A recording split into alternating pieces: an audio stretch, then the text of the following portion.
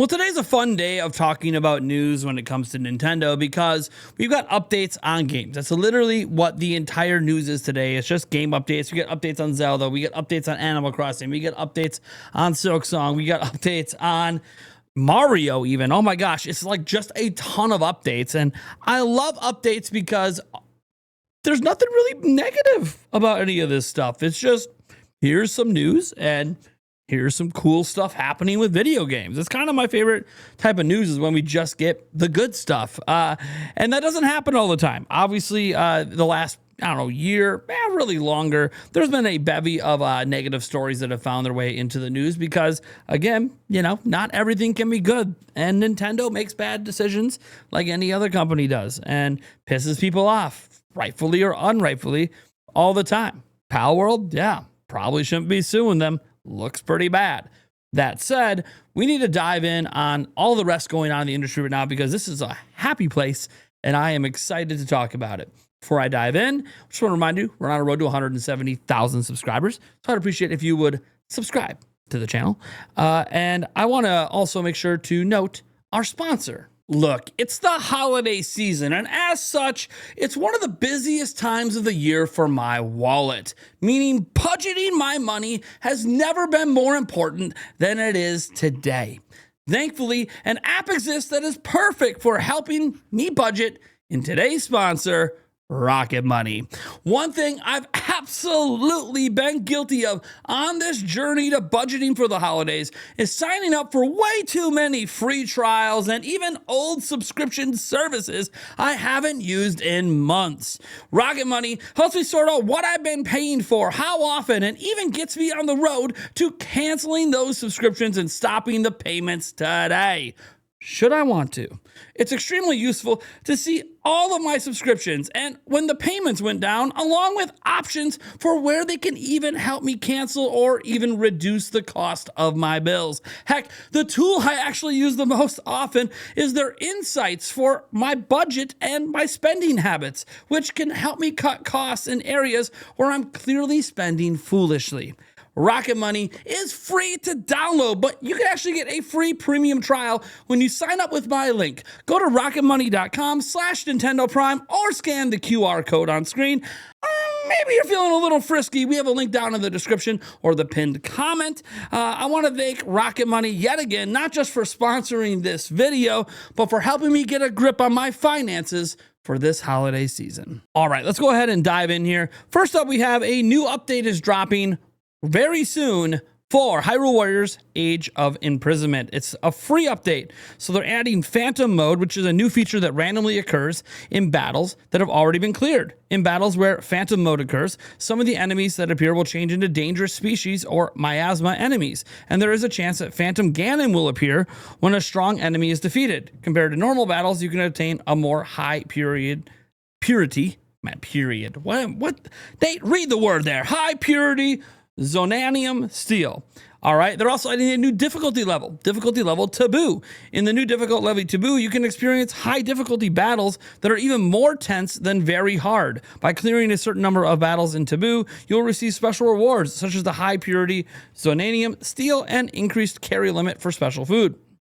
They're also adding new challenges. So following the first free update, the second update will also add multiple battle challenges and Hyrule challenges to the Hyrule map after clearing the main story. Lizalfos and Choo-Choo will appear as new dangerous species. Additionally, the training hall on Sky Island will be unlocked, allowing players to activate sync strikes by entering the training hall with 2 other players. There's also new unique skills being added, such as the Mysterious Golem for the one-handed sword, two-handed sword, and spear. The one-handed sword's unique skill, Shield Charge, allows you to step forward with your shield to ward off dangerous attacks from charging enemies. Additionally, by timing this skill with an enemy attack, you can unleash a powerful spinning slash. You can learn it by completing the battle challenge and Hyrule challenge. It'll be added in the update.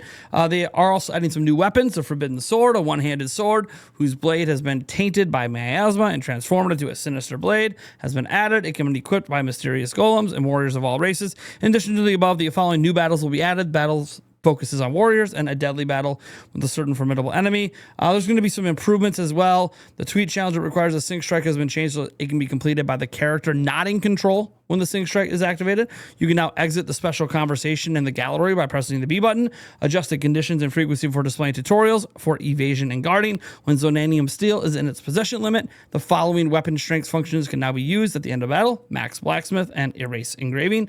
They also fixed some bugs as well with some stuff. This follows up their first free update they did all the way back in November. This update, I don't believe is launched today. I believe it launches tomorrow. Either way, folks, this is pretty cool. I'm really excited to see more stuff getting added to one of the most content-rich games that Nintendo has.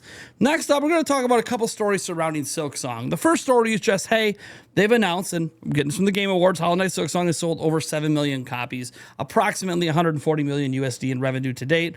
Probably a little bit less than that because some copies weren't sold at full MSRP, different prices, different areas it's being sold, different tax situations. But, you know, it's sold a lot of copies. And on top of that, they're celebrating by giving us free content, Silksong expansion, Hollow Knight refreshed, and more. Hey everyone, with Hollow Knight Silksong's launch coming close to a close, we wanted to take a moment and share a peek at what we've been working on. But firstly, and most importantly, we wanted to say a huge thank you to all the players who braved Silksong's distant and dangerous lands. That's over 7 million of you have purchased. Now, in a truly staggering number of players, more than we could have ever expected, enough to crash all the storefronts. Watching the community grow, seeing the amazing art, mods, and unexpected strategies and support between players through the game's challenges has been hugely rewarding for us here at home. Your continued enthusiasm remains a massive motivator. That first big expansion is actually already underway, which is crazy. Check out the teaser below. So we'll play this for you guys while I'm reading here. New areas, bosses, tools, and more. Hornet's adventures continue in our nautically themed expansion, coming free for all players next year. We'll keep further details a secret for now, but expect additional info shortly before Hollow Knight Silksong Sea of Sorrow releases. Alongside Silksong's continued development, we haven't forgotten about its sibling, and today we're excited to announce that we're hard at work on an updated version of Hollow Knight for the Nintendo Switch 2. Hollow Knight Switch 2 Edition incorporates all the updates and enhancements that Silksong received on the platform: high frame rate modes, high resolutions, many additional graphical effects.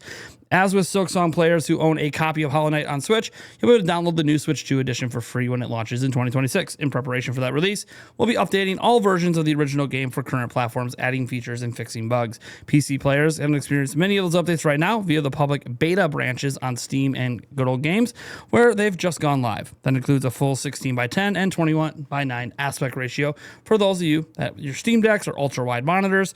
Check out the current list of fixes. So, pretty cool. They're also going to be doing some stuff for the anniversary here.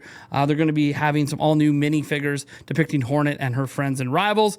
These stylish little cuties are available for pre-order right now, either individually or as a complete set. Jump on over to Fangamer to check them out, and we'll put a link to this post down below. So, pretty cool stuff. It's always great when you see an indie studio continue to be successful, multiple games in a row, continuing to make, consumer-friendly choices. Of course, they're a very small team, so the kind of money they're making off this, like, they're insanely rich. They're millionaires. They're multimillionaires. They've been multimillionaires off the first game, and it's continuing with the second.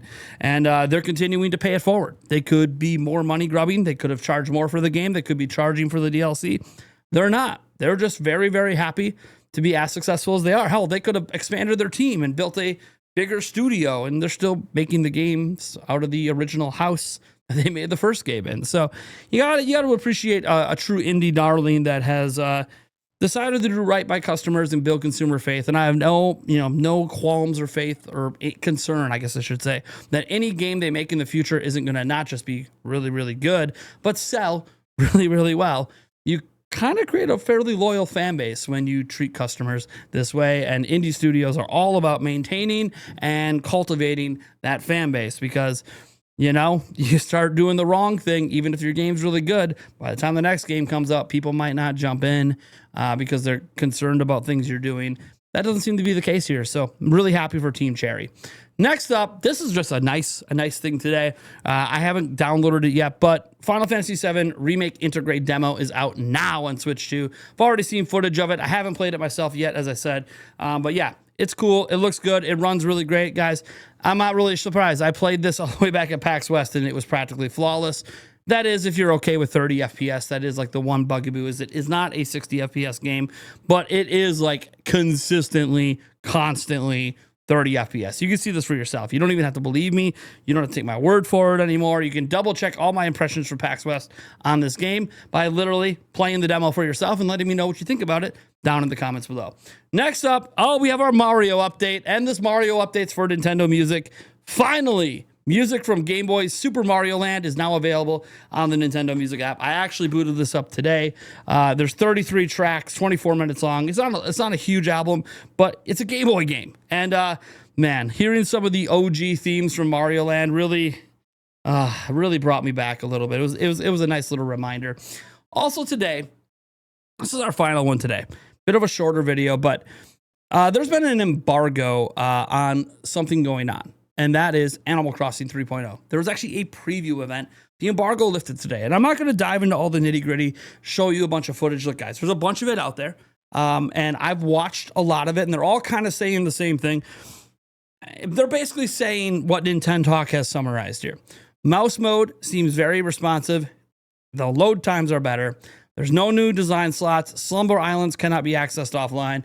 And Alayla seems to have no function. There's other stuff he's talked about here with these updates as well. When asked during the Animal Crossing 3.0 preview events about more surprises within the update and future updates past this, Nintendo had to say, you'll have to play and find out. So there could be some hidden updates in there. There's other stuff going on here, like a bunch of new items were shown, including new plants, new emotes. Those are kind of speculation. Not really sure if they're new or not. You cannot invite hotel guests to permanently live on your island, and the megaphone has limited range. Cannot work with villagers in the building. Also new customizations to existing items. New Doze codes similar to Dodo codes will be used for Slumber Islands, and Slumber Islands will pull from the host catalog when decorating. I'm actually going to link to his video on this because he did a great job summarizing it all. He goes into even deeper detail. Again, I'm not a big Animal Crossing connoisseur. I do actually play and really enjoy the series a lot, but don't even come at me about being an expert. I just play and have fun. I'm very casual about it, but it's stupidly fun. Animal Crossing is just a really fun game. So, you can go check out his video on it if you want the nitty-gritty details. But those are kind of like the bare bone basics if you're just looking for the straight up, hey, what's the info? But you want to see it in action, you're going to have to go over and watch his video and many of the other previews that happened out there. So shout out to friend of the channel, Nintendo Talk. Thank you guys for being here. This is awesome. I really love this job. I'm very fortunate. I want to thank you guys all for enabling this.